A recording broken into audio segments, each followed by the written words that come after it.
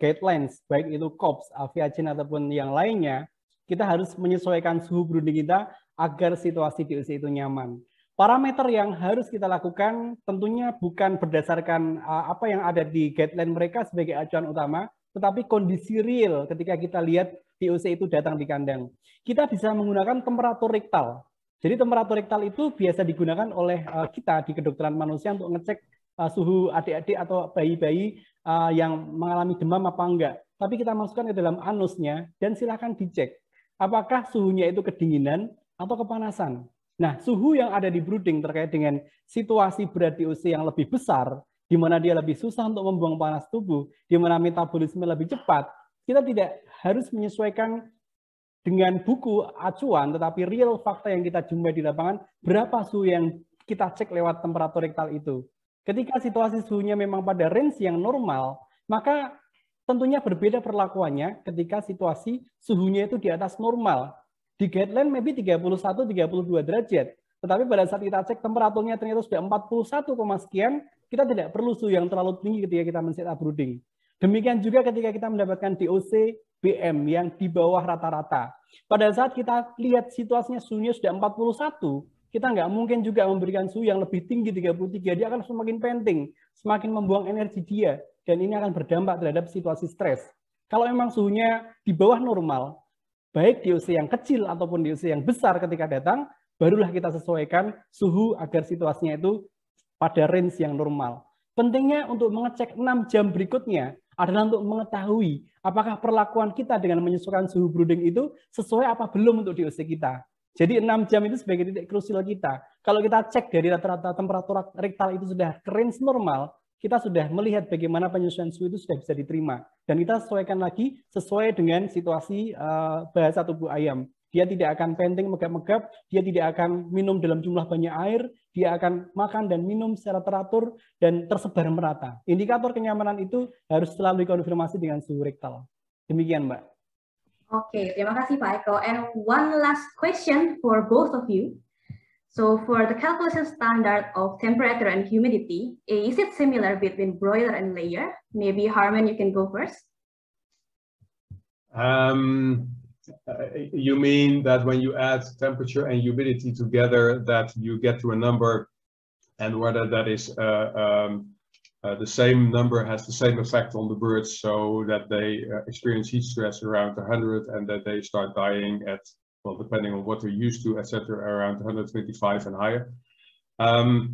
Obviously, a very fast growing broiler at 35 days will have a higher heat stress at an earlier number, but it is just for people to understand that humidity and temperature together have a negative effect on these animals, and they are birds with different production phases, ages, feed intakes, etc., etc. So there will be differences between them, but the general numbers really help. You can imagine that a broiler at 10 days also has a different heat, that it feels heat differently. It needs a higher temperature than a broiler at 35 weeks. And the same goes for a layer at 20 weeks or at 30 weeks at peak production, or later on when it becomes 70 weeks and the production already is down a bit, and it's not and it's older, maybe with less feathers, etc., etc. So saying that these things are exactly the same or totally different, it all depends on too many factors to really answer this question. But the general answer is yes. Okay, so the general answer is yes. Okay, thank you, Harman. And Pak Eko, mungkin ada yang ingin disampaikan tambahan lagi, Pak Eko? Oke, sedikit ya. Bagaimana kita melihat bagaimana situasi antara kelembapan dan hubungan kelembapan dengan suhu. Can you see my share screen? Yes, we can see.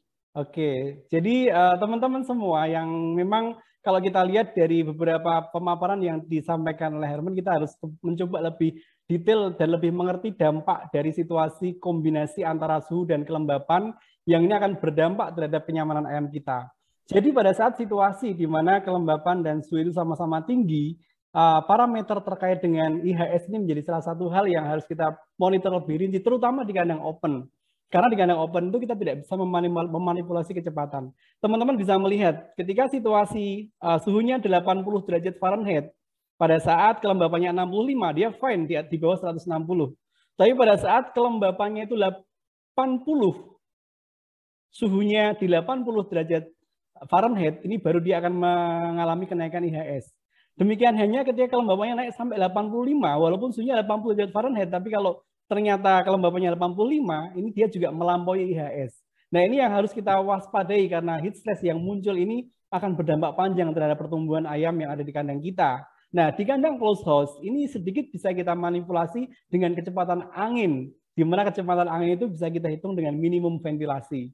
Sehingga itu bisa menyebabkan kenyamanannya bisa terjaga, karena situasi di mana kelembapan dan suhu yang tinggi ini bisa kita minimalkan efeknya dengan adanya wind chill effect, suhu yang dirasakan oleh ayam ketika ada hempasan angin tertentu. Itu tambahan sedikit terkait dengan apa yang tadi disampaikan, Mbak.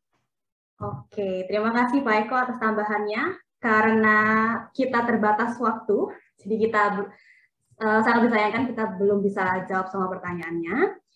Dan sebelum menutup webinar kali ini, kita ingin sampaikan beberapa produk solusi heat stress yang kita miliki, yang mungkin nanti Bapak Ibu bisa cukup tertarik. Kita memiliki beberapa seri Farm Osan. Kita punya Perfexol, yaitu multivitamin untuk fase starter. Kemudian kita punya Farm Osan Circufit, merupakan kombinasi multivitamin, ekstrak sirih dan juga ekstrak kurkuma. Dan selain itu kita memiliki Farm Osan Orange, yaitu ekstrak kurkuma dan multivitamin lengkap. Dan seri terakhir dari Farm Osan untuk heat stress, yaitu Farm Osan AHS yang tadi disampaikan oleh Harman, merupakan vitamin C konsentrasi tinggi dan elektrolit. Selain itu kita juga memiliki Selco Presan FY yang fungsinya untuk memperkuat pertahanan dinding saluran pencernaan dan menstabilkan mikrobiota, dan yang